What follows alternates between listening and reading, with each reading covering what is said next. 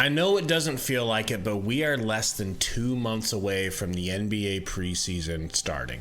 And unfortunately, we are still riding with Cam Payne as our backup point guard.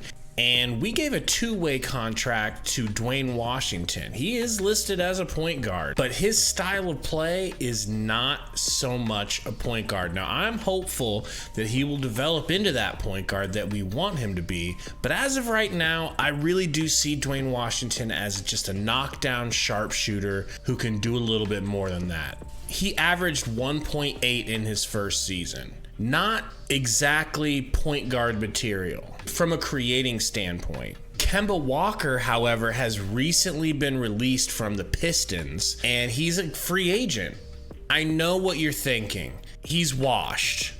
That's what I've heard. I've been watching a lot of YouTube videos trying to figure out if Kemba would be worth a look, and I'm hearing from a lot of people that he just doesn't have it anymore. He's had lower leg injuries. They say these injuries have robbed him of his ability to get height when he shoots for his jumpers. But this is a situation where the Suns have to dig deep and find something at the bottom of the barrel that will pan out. After doing a lot of research on the subject, I'm starting to think that this really has more to do with Tom Thibodeau than most non-Knick fans are aware of. It's widely known through the NBA that Tom Thibodeau, though a really good coach who gets the best out of his players, especially on the defensive end, he's tough to play for. He has his own set of issues. He seems to always get fired no matter where he ends up coaching after starting out really hot.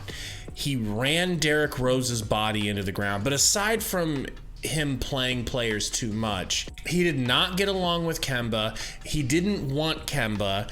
You see this sort of situation play out all the time where a player plays for a certain team, it's not the right fit, and a new jersey, a new city could be everything that player needs to change it up. Look at DeMar DeRozan and how he looked for the Spurs and how he looks for the Bulls now. Look at Lonzo Ball, for that matter, how he looked before he got to the Bulls. Having a coach that just doesn't believe in you, doesn't want you to succeed on the team because they never wanted you in the first place, it sucks. Don't take my word for it, however. Watch this clip from Knicks Fan TV where they interview Mark Berman, an NY Post insider for the Knicks. And we needed an effective point guard play. We needed a scoring punch, and I still thought he could give us that. So I just didn't like the way that the organization had handled it. Do you feel like, Kemba was kind of forced on Tibbs, like it was more of a front office's decision rather than Tibbs kind of co-signing it? Well, that's definitely the way it's looking like now. I wrote maybe a couple of weeks ago that the analytics department had influence in this signing. Thibodeau doesn't like small guards, but you hit it on the head when you said it was such a severe move with Thibodeau.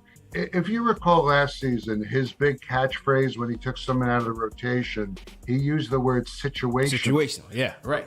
But with Kemba, it wasn't situational. Yeah. It was he's out of the rotation, meaning he's not playing. Considering what we have at the point guard position right now, and considering we are trying to win a championship this season, and considering Chris Paul, of course, always gets hurt, you don't like it when I say it? I don't like it when I say it, but it's true.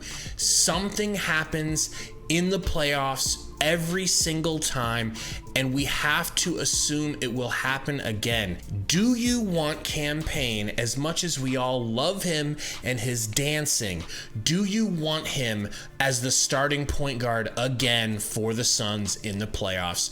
I know you don't. I'm not saying that Kemba Walker is guaranteed to step in and fix that situation, but I want to see if with Monty Williams, who I think would be a perfect coach for Kemba, the opposite of Tom Thibodeau, if you will, a player's coach, hey, let me put my hand on your shoulder and take you to church coach. I think Kemba can get it back because he's 32 years old, and I am so offended as a 35-year-old that anyone wants to act like 32 is old in basketball years. Chris Paul is going to be 38 this year. It's 6 years younger. He's gonna get another shot somewhere. I think with this new development of him being bought out, we need to take another look at the free agency list and try to target him and get him on this team. The more I think about it, I don't think he would have a hard time beating out Cam Payne as the backup point guard. And then Cam Payne as the third point guard, that's something I feel a lot more comfortable with. Kemba Walker's averaging like 19, 20 points a game for like 5 out of the last 6 years before his last couple of bad years.